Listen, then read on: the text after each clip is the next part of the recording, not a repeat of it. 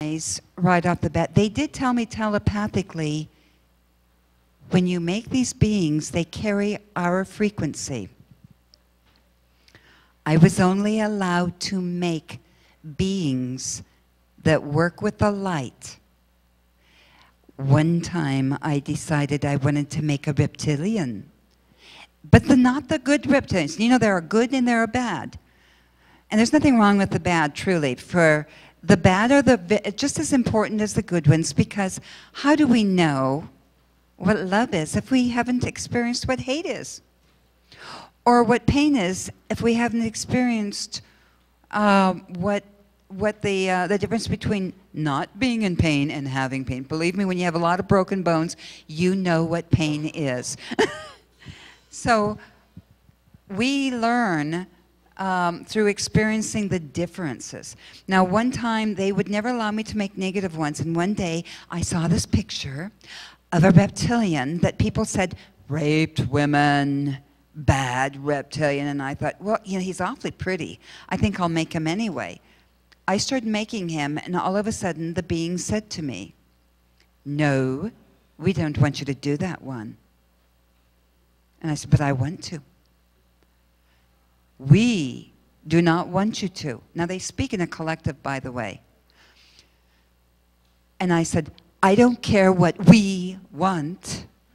I want to find out if I'm an artist, because I don't make these by myself. You work through me to make these sculptures.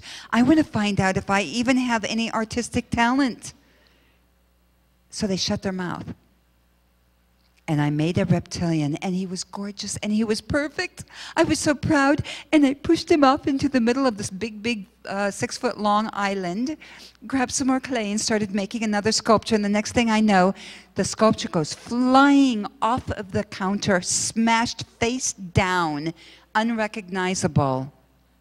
And the message was, that which you make, you bring that frequency into the world. Okay, I got it. Only benevolent beings. Now, what I want you to do, because when they told me their frequency is in these beings, these sculptures, they told me, in fact, they even called me a straw. I am a straw for which the fluid flows. So when I do hands-on, they come through me, and whatever sculpture I am making, they put their frequency in them. And the longer I work on them, the more empowered they are. And for an example, one time, actually this last February, when I was in Laughlin. Anybody go to Laughlin? Laughlin? Okay, good. There's been a few of you guys went to Laughlin, to the International UFO Congress, and I got home at midnight, and I was so tired, and I rode with another person, or had another person ride with me, and we were getting things out, and I wasn't paying attention, and one of the sculptures, a Zeta, a kind of a green-looking Zeta, fell out of my car and broke. And so I thought, oh darn, I have to fix it. Well, it took me an hour and a half to fix it, and I had to hold the head onto the neck, and then I had to rebuild the neck, and blah, blah, blah. And Paranormal Matrix came out to my house to film me making sculptures and to show pictures of all my sculptures. And by the way, this is going to be on TV. I haven't yet got a date for the release, but they will be showing this on TV. And as they're filming all the sculptures, all of a sudden they came to the one that had broken, that I had repaired. And because I put in extra time repairing it, it had so much frequency, their camera, which had a stabilizer in it, went nuts and was vibrating. And let me tell you, everyone there, but one man who was an agnostic, everyone there was 8 crew people filming this, were believers. They had never seen anything like this ever. I've had people take dowsing rods and literally set a sculpture down and take a dowsing rod and go right up to the sculpture, and when they get within 10 to 15 feet, sometimes if it's a sculpture that was broke that I had to repair, they get 20 feet away and those rods open wide up. That tells you what kind of frequency they have.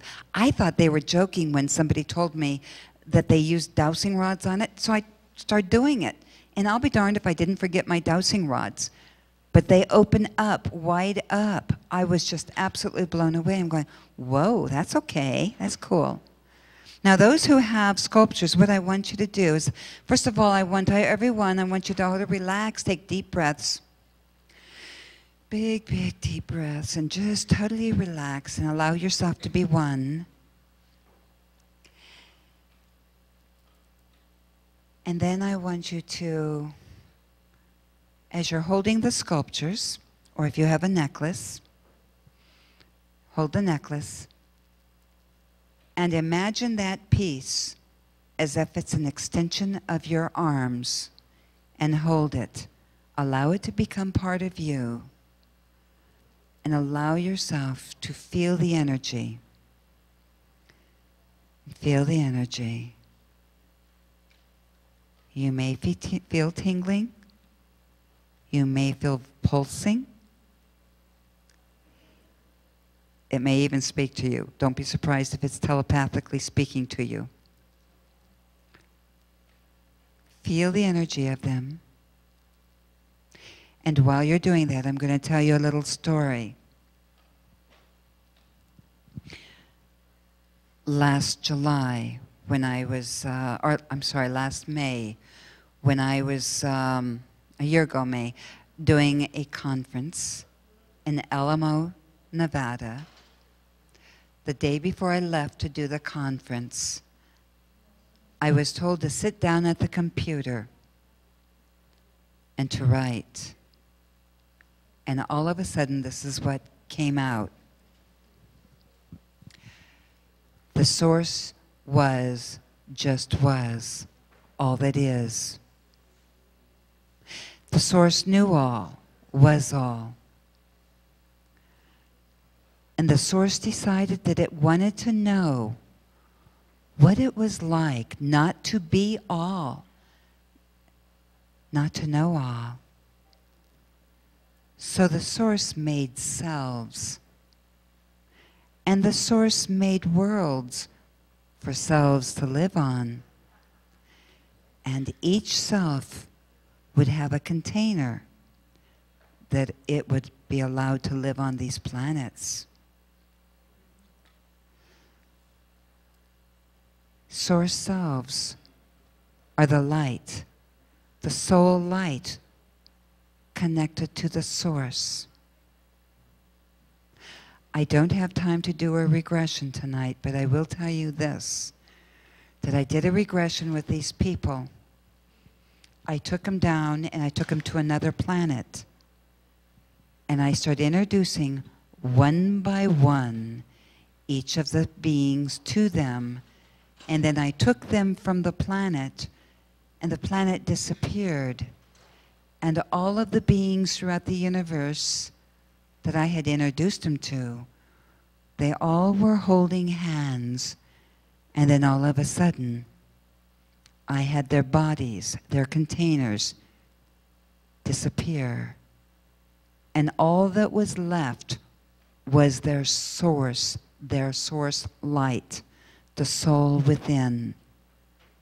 Now imagine a circle of light. Now imagine off in the distance, in outer space, comes a big, big, bright light. And it's moving quickly through the universe, and it comes down in the center of all these little light beings. The big light is the source, the creator, the source itself, all that is. And all the little lights that represent the souls of the beings throughout the universe are all source selves. And the light expels umbilical cords that goes out to each and every light. So it looks almost like a wheel with the spokes in the middle. We are all connected to those of the universe. And the way that you have contact with them is simply by releasing the container, going within, connecting with the source, the creator of all, and opening up your heart to communicate with your brothers and sisters throughout the universe.